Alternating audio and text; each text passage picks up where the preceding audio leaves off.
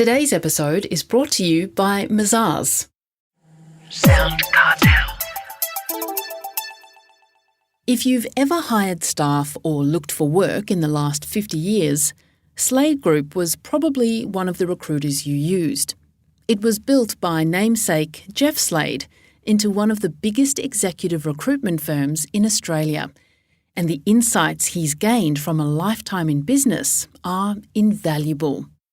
From SoundCartel, I'm Nicole Goodman, and this is Business Essentials Daily.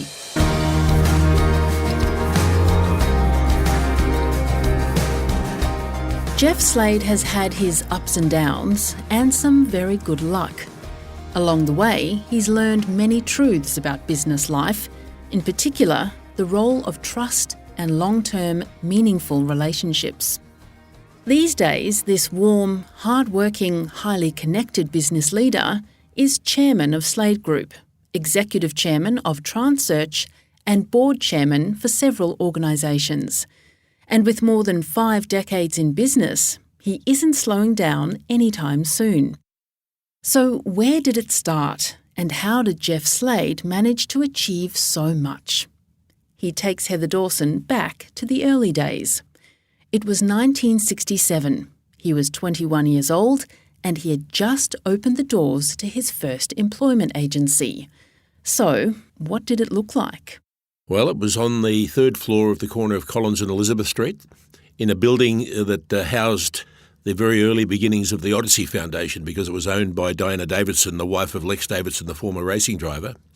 And most of our candidates had to come up accompanied by drug addicts and in a tiny little lift. It took me 2 weeks to clean the office up so that I could start work. And I had to make a placement in the first month, otherwise I wouldn't have been able to pay the second month's rent.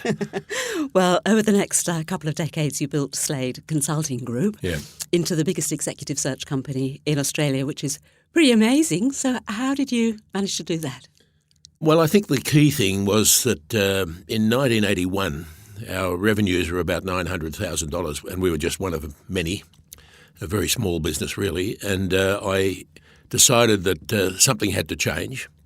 And I hired 3 young men, all about 25, who were obviously much smarter than me.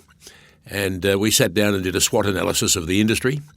And we looked at what the vulnerabilities were of our major competitors. And there were 2 very big companies dominating the field at that point in time. Both of them had over 100 consultants Australia-wide. And we picked on a weakness that they had, which turned out to be very accurate. And within 3 years, we'd grown revenues to 10 million. And one of them had gone out of business and one of them had pulled out of Australia. What were those weaknesses you pinpointed?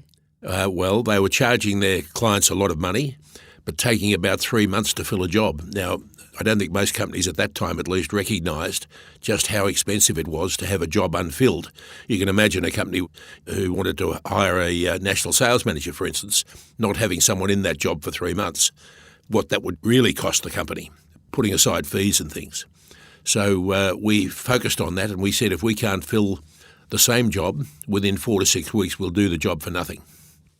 Well, a couple of decades after starting Slade Group, you sold that business, but perhaps you didn't really even intend to. Tell us about the lucky circumstances around that first sale of Slade Group. Sure.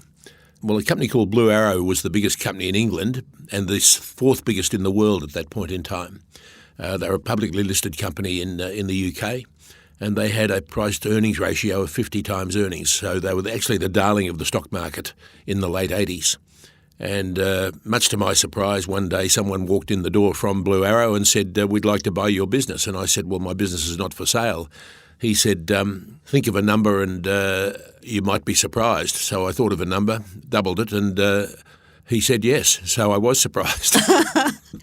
But in the end, you re-established Slade Group. I did. After spending 18 months with Blue Arrow running the Australian business, they had unfortunately put an English chairman in over the top of me who made me sack 2 of my 2 most valuable people, both of whom who'd been with me for 10 years.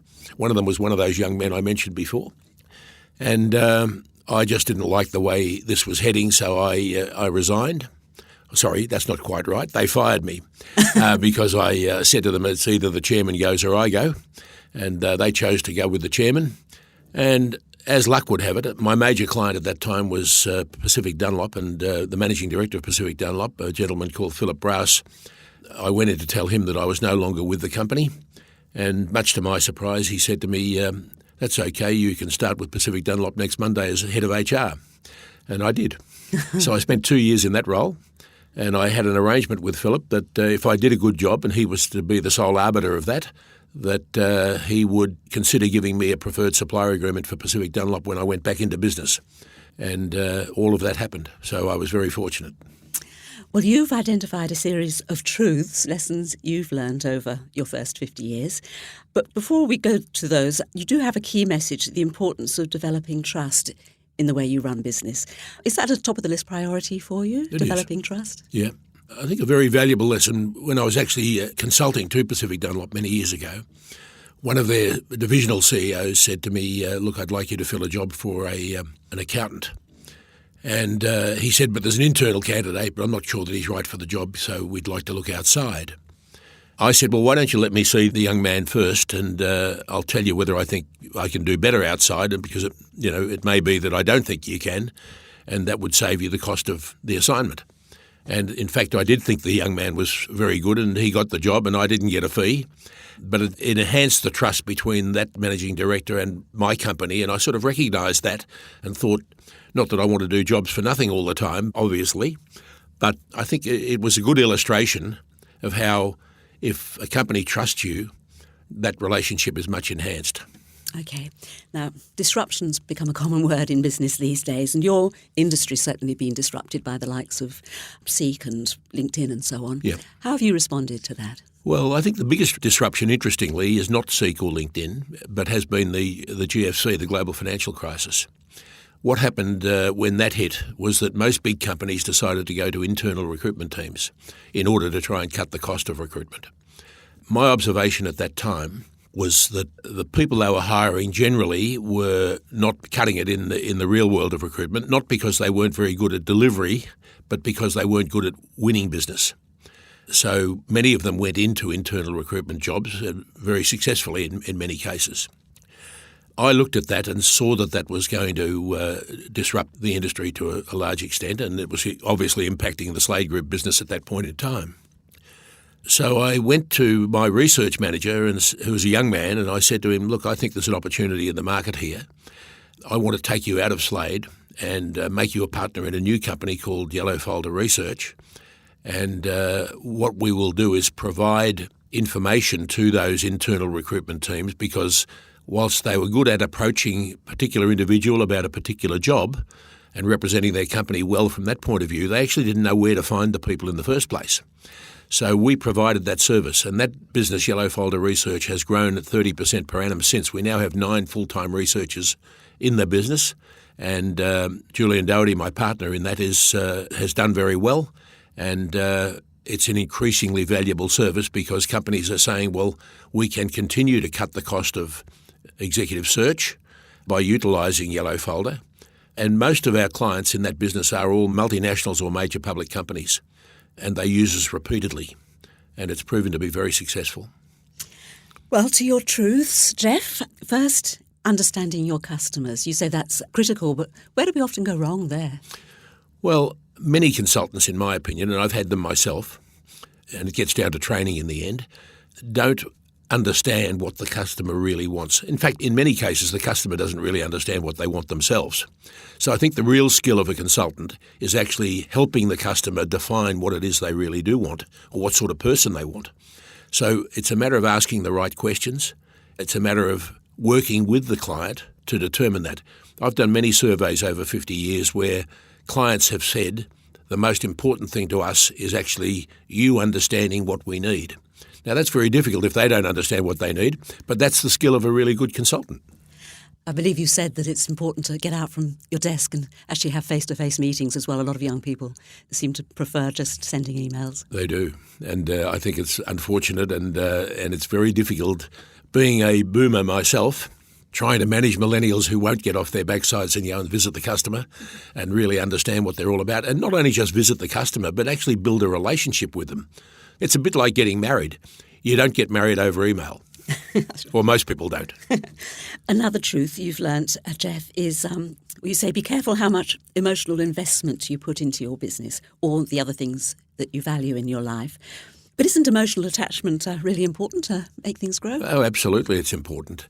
But I don't think you can get too emotionally attached that you don't recognise an opportunity when one exists.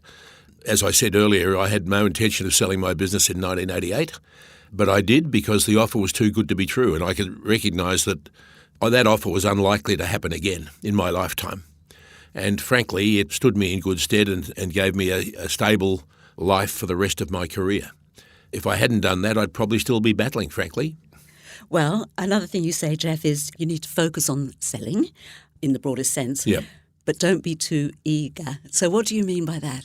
Well, I mean, lots of consultants want to get out there and sell their services, but I think you can oversell. You know, if the client thinks you're only interested in it for the fees you can generate from them, I don't think it builds trust. And I think you really have to focus on what is best for the customer rather than making a sale for yourself. And I say to my people, if you focus on what's right for the customer, you'll go a long way in this business. If you don't, and you're only interested in putting $1 in your own pocket, then you'll have problems. Okay, well, my final question, and this is your last truth as well, Geoff, I believe. You say, always remember that there's more to life than business. Now, you're a family man, Geoff. Is that more important than anything else? Absolutely. I've got 4 beautiful kids. They've all done well, and I get more joy out of that than I ever got out of business. That was Slade Group Chairman, Geoff Slade.